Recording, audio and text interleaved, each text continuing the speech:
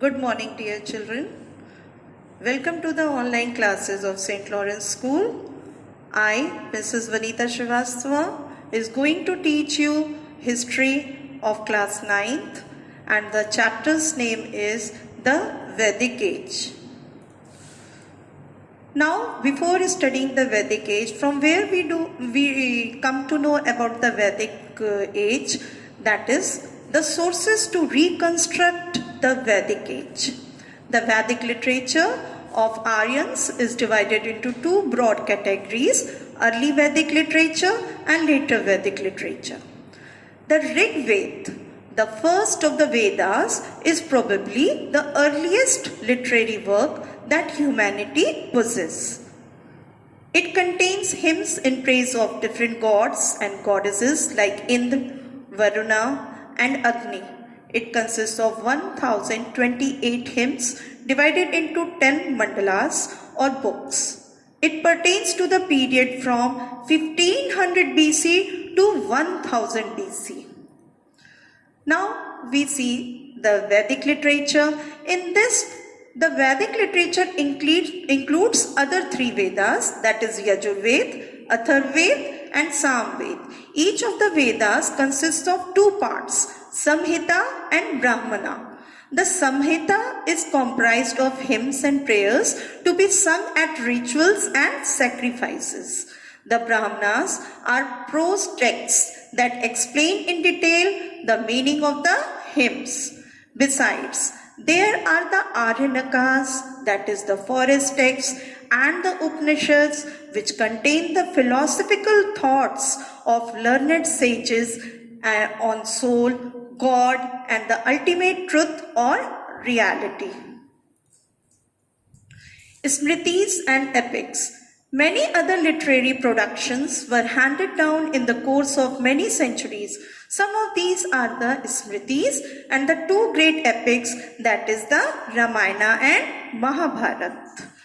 Archaeological sources.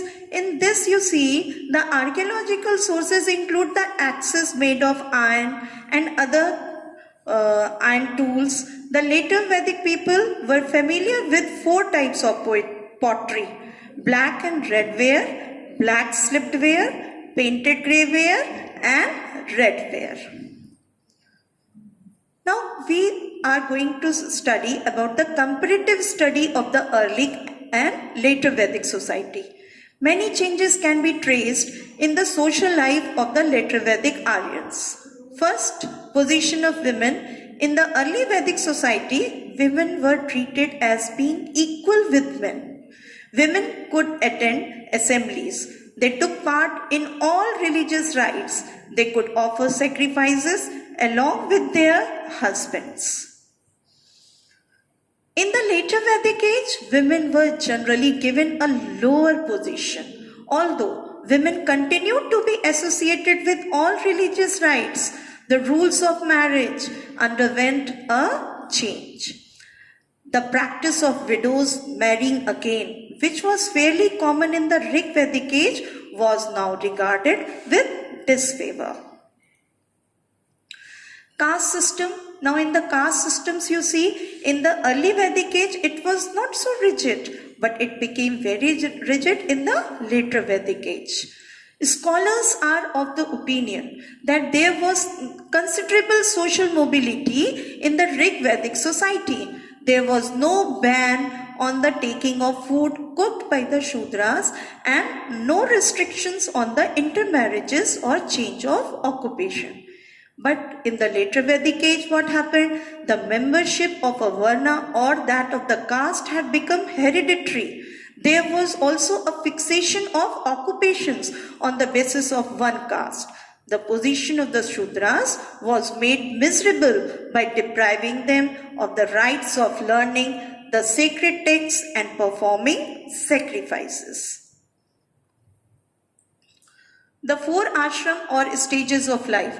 The man's life was divided into four periods of 25 years each: the Brahmacharya ashram, the Grihastha ashram, the Vanprastha ashram, the last was the Sannyas ashram. Then fourth point is the Gurukul system of education. The Gurukul system of education had become well established in later Vedic times. The pupils stayed with their guru. Here I would like to explain the pupils here means students. No fees were charged for this type of education, but the pupils paid a voluntary contribution known as Guru Dakshina when they completed their education.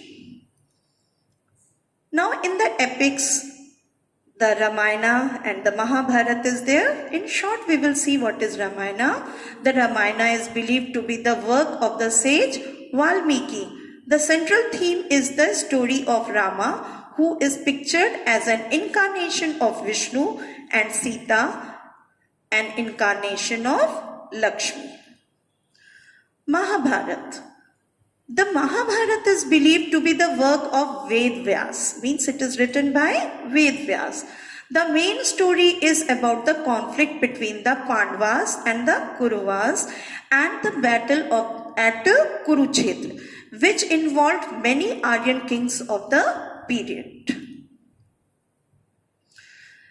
Now, why do we study epics? What is the importance of epics? This we can see here. The epics serve as the main source of information about the political institutions and the social and cultural organization of the epic age. Then second, they provide information about the various Aryan kingdoms, about their armies and the weapons they used during the period. The epics are acclaimed for their literary and philosophical value. They reveal the high ideals of family life of the Aryans.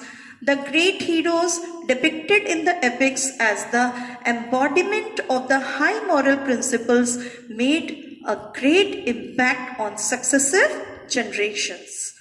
The Bhagavad Gita, which forms part of the Mahabharata, is one of the most popular religious texts considered sacred by the people of India. By this we come to the end of this chapter. Thank you.